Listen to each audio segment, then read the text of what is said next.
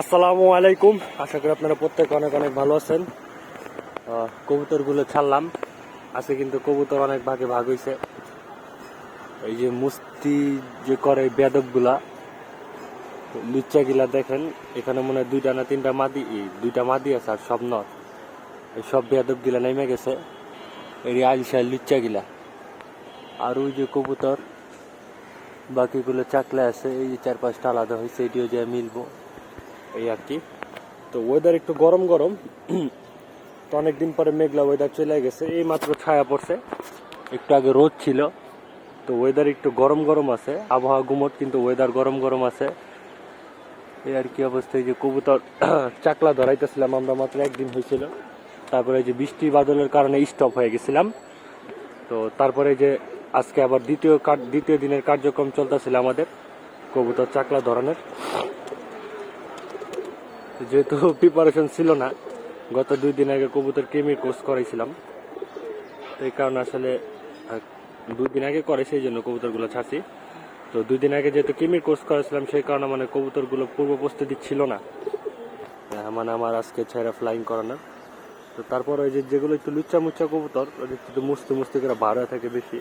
আর এই যে সেদিন তো বলছিলাম যে এক মাদির পিছে কতগুলা নর ঘুরে, মাদির কারণে নরগুলো মুসরা মুসরা ইমা চলে গেছে।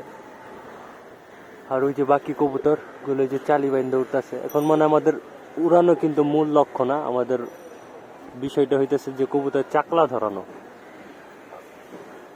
আলহামদুলিল্লাহ চাকলা ঠিক আছে, কিন্তু 100 না চাকলা।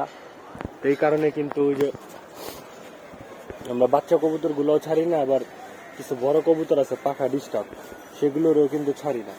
না ছাড়ার কারণ হইতেছে যে কবুতর আস্তে আস্তে এখন চাকলাই নিয়ে অভ্যাস করতেছি। কারণ আজকে ভিডিওটা কবে আপলোড হবে আমি সঠিক জানি না, আজকে আপলোড দেওয়ার চেষ্টা করুন। আজকে অলরেডি অক্টোবর মাসের 7 তারিখ, আমরা কিন্তু এরকম কোনো প্রস্তুতি নেই। এই দেখেন কবুতর কিন্তু মাত্র উড়া নামছে। তো মাদিও যা নরের কাছে, নর মাদিরে দেখাচ্ছে এই পাশে। অলরেডি অক্টোবর মাসের 7 তারিখ, আমার নিজের ঠান্ডা জল লেগে গেছে। অক্টোবর মাসের 7 তারিখ, কবুতর কিন্তু কোনো ধরনের প্রিপারেশন বা প্রস্তুতি নেওয়া হয় নাই। কবুতর চাকলা যে ধরামো, কবুতর যে চাকলা যে ধরামো, কবুতরগুলো রানিং ছাড়া হয় না। এখন থেকে কবুতরগুলো রানিং ছাড়তে হইব। আর এখন কিন্তু সময় অনেক হয়ে গেছে, 9:30 বাজে। তো কবুতর আস্তে আস্তে সকালে ছাড়ার অভ্যাস করতে হইব। তো আস্তে আস্তে কবুতর উড়া ধরলে তখন দৈনাসবের পানি দিতে হইব। তো অনেকে আবার বলতেছে যে দৈনাসবের পানি দেওয়া কবুতরের চিরতার পানি দেওয়া মুস্তি কমাইব। আমি মনে করি এটা বোকামি।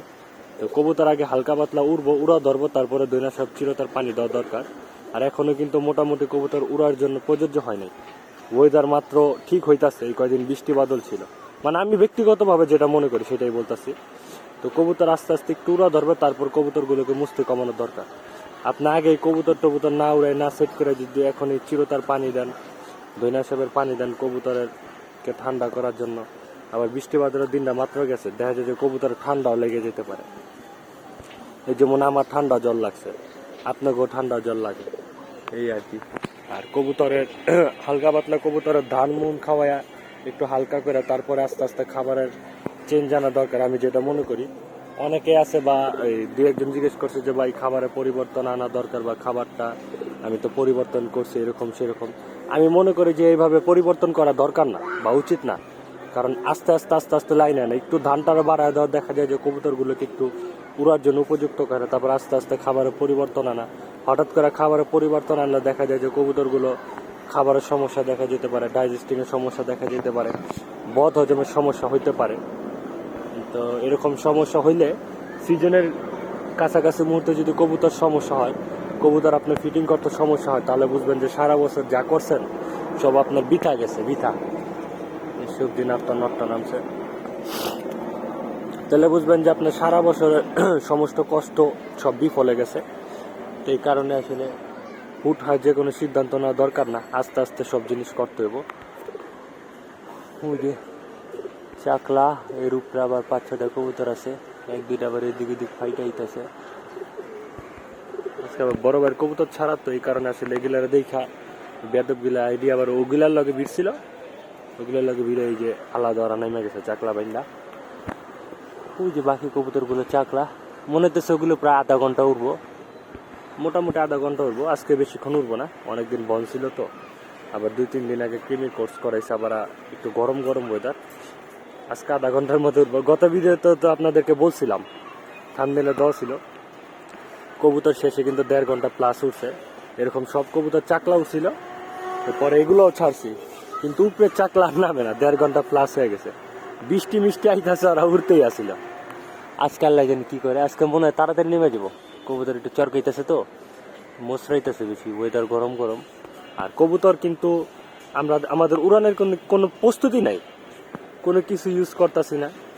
সাদা পানি খাইতেছে, প্লাস ধান খাইতেছে, শুধু ধান। এখন ধানের সাথে হালকা গম অ্যাড করছি, কারণ শুধু ধান খাওয়াইলে কবুতরের বডি নষ্ট হয়ে যায়, হালকা হয়ে যায়, পরে সমস্যা। তো এই কারণে আর কি ধানের সাথে হালকা একটু গম দিই। দেখা যায় যে কবুতর আস্তে আস্তে যখন উড়াড়িয়ে নিয়ে আসুন, তখন আস্তে আস্তে 2-1টা করে আইটেম যোগ করুক। যেমন কবুতর উড়ানের ফিটিংয়ে নিয়ে আসলে একটু রেজাটা বাড়ায় দেবো, তারপর একটু শক্তি জানি থাকে, লেগে একটু ভুট্টা দেবো। এই আর কি, মানে কন্ডিশন বুঝে আস্তে আস্তে মানে খাবারের ব্যাপারটা ঠিক করতে দেবো। অনেকে বলেন যে ভাই খাবার কি, আসলে ভাই খাবার কি আপনাদেরকে কেমনে বলুন যে খাবার জিনিসটা কি। খাবার জিনিসটা এরকম জিনিস ভাই, সবার সাথে সবার মিলবো না। এক এক এলাকার এক এক অঞ্চলের সাথে মানে খাবারের বিভিন্ন ভিন্নতা আছে। কারণ কোন কোন এলাকায় গরম বেশি, কোন কোন এলাকায় শীত বেশি। যেমন সাভার, ধামরাই বা সাভার, আশুলিয়া, এই পাশে যারা আছেন, টঙ্গী, গাজীপুর, আমি মানে আমার ব্যক্তিগত থেকে বলি, তো ওই পাশে কিন্তু শীত পড়ে আগে আমাদের ঢাকা শহর থেকে। কারণ ওই পাশের ওয়েদারের সাথে আমাদের ঢাকা শহরের ওয়েদার মিলবো না। আবার মনে করেন এই যে আমাদের আমাদের মিরপুর গাবতলী এদিকে একরকম ওয়েদার, নারায়ণগঞ্জ, যাত্রাবাড়ি, ওইসব জায়গায় অন্যরকম ওয়েদার। কারণ ওয়েদারের সাথে অনেক গরমিল আছে। এই কারণে আসলে খাবারের কথা কি বলুন, সবার সাথে সবার মিলবো না। কারণ সবাই যদি আপনার একরকম খাবারের কথা বলে, সেটাই তো বলতেছে, খাবার তো মিলবে না। অঞ্চল ভেদে তো খাবারের মধ্যে ভিন্নতা আছে। কোনো খাবার গরম বেশি, কোন খাবারে শর্করা বেশি, কোন খাবারে পুষ্টি মানে বেশি। এখন যদি ওই পরিমাপে যদি আপনার একজনের দেখা যায় আপনার যদি খাওয়াইতে যান, তাহলে কিন্তু সমস্যা পড়ে যাবেন। তো খাবারের ব্যাপারটা যদি আপনাদের বেশি জানতে আগ্রহ থাকে, ওই ক্ষেত্রে আপনারা একটা জিনিস করতে পারেন, আমি যেটা আপনাদেরকে সাজেস্ট করুন খাবারের ব্যাপারটা নিয়ে।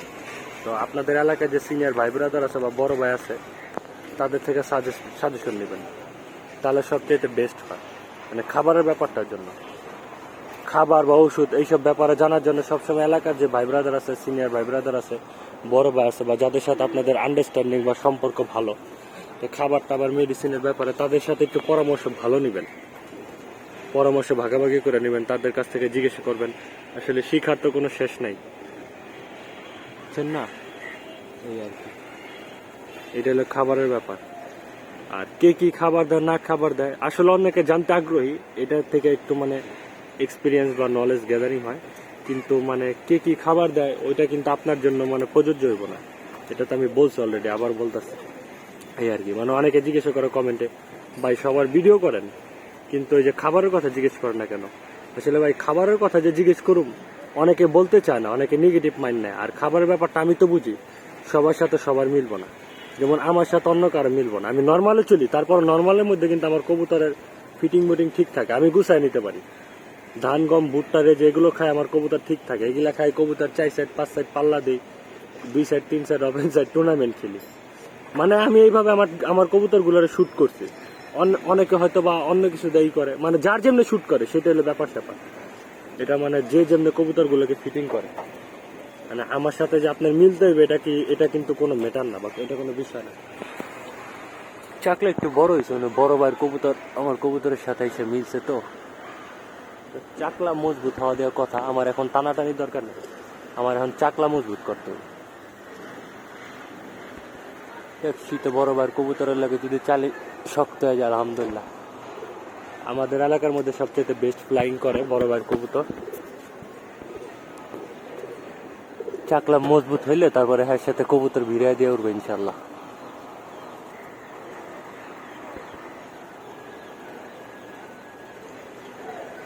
আগে থেকে এই কবুতর গুলো ভিড়া, কবুতরের চাকলাটা নষ্ট হয়ে গেছে, এই জন্য এই কবুতর গুলো ছাড়ি না। এগুলা ছাড়লে তখন চাকলাটা নষ্ট হয়ে গেছে। তখন কবুতর আস্তে আস্তে চাকলা টাইট করতেছি। তো ইনশাল্লাহ খুব শীঘ্রই বামের ব্যবস্থা করতে হইব। বামের বাস খোঁজ লাগাইছি, কোনোখানে পাই নাই, একটু দূরে যেতে বাবা বামের বাস আনার লেগা। এই একটা প্যারা, কত প্যারা, বামের বাস মুই বাম বানাও, অমুক করো সমুক করো, খাবার টাবার সব স্টক করো, দুনিয়ার প্যারা। তো প্যারার ভাল লাগে না কবুতরের লেগা। বিনা পয়সার কামলা, পুরাটাই লস প্রজেক্ট। এর বিনিময়ে কি পাবো? একটু মানসিক শান্তি, এর থেকে বেশি কিছু না। সব বেদব, এই যে বেদব, তিনটা বেদবি কিন্তু আমার টুর্নামেন্টে আসা, এরাই সবার আগে উড়ে নেমে গেছে।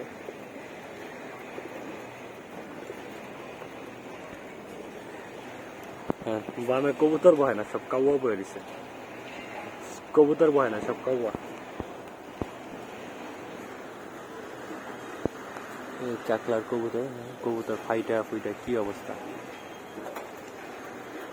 চাকলা ধরাবা, ই রে বাড়ি খাইছে, রে বাড়ি খাইছে। আমার গুলো একটু এদিক চাপে, হের গুলো একটু এদিক চাপে, এলে মানে টানাটানি লেগে যায়। আমার গুলো আমার বাড়ির সামনে যেতে চায়, হের গুলো হের বাড়ির সামনে যেতে চায়। ব্যাপারটা হয়েছে এরকম। যাক, বেশি বক বক করুম না, এত বক বক